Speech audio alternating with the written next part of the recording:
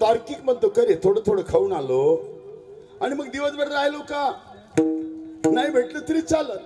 पेंद्या म्हणते नाही असं विश्वास करण्याला एक माणूस आहे बरं का.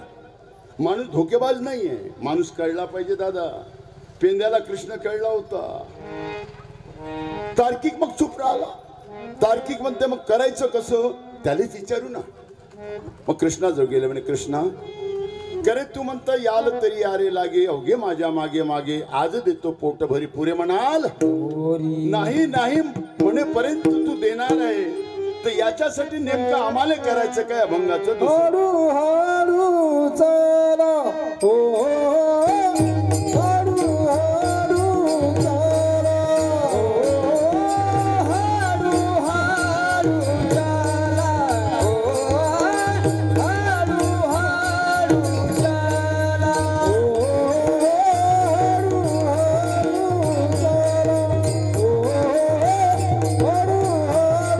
चला हळू हळू चला हळू हळू चला कोणी कोणाशी न बोला कोणी कोणाशी न बोला कोणी कोणाशी न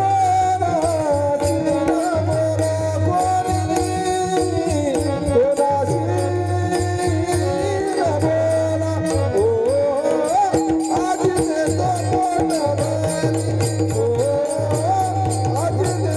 पोट भरी ओ आज देतो पोट भरी कोणी कोणाशी न बोला कोणी कोणाशी न बोला कोणी कोणाशी न बोला ओ आज देतो पोट भरी आज देतो पोट भरी.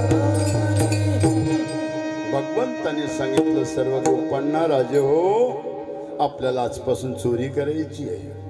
चोरीचा नियम आहे सख्यानो. हळू हळू चला कोणी कोणाशी न बोला.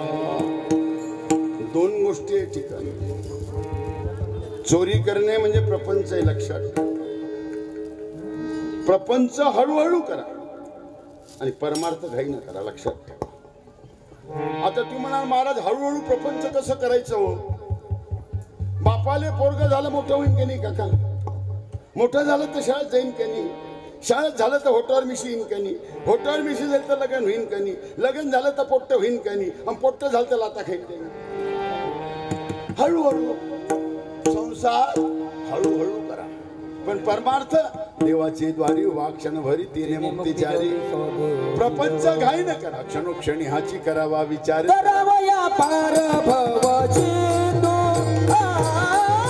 करावया पार भवची हो करावया पार भवची करावया पार भवची शिवंत देह जाणार आईच्या खाते काळा सावधान आईच्या खाते काळा सावधान शिवंत देह जाणार आईच्या खाते काळा सावधान आईच्या खाते काळा सावधान. ज्यांनी प्रपंच घाईनी केला जरा बारकाई नाही. ज्यानं प्रपंच आरामशीर केला कृपा भयो रघुनाथ की गोपाल न बाका. जे सद्ग्रस्त प्रपंचाला आरामानं करतात त्याचं काहीच होत. या देशात ज्यानं 400 पुस्तकं लिहिली किती 400. या देशात ज्याची 400 कोटीची संपत्ती किती 400. एकही पोट्ट मैथिलीने आलं एकही पोट्टी मैथिलीने आली आणि वृद्धाश्रमातल्या लोकांना जाळलं आपल्या देशातला खन्ना. काही बराबर हेही नसन पटलं. दुसरं सांगतो ज्याची रेमंड सारखी फॅक्टरी आहे ज्या फॅक्टरीचा मालक सिंघानी आहे घाईनं संसार केला.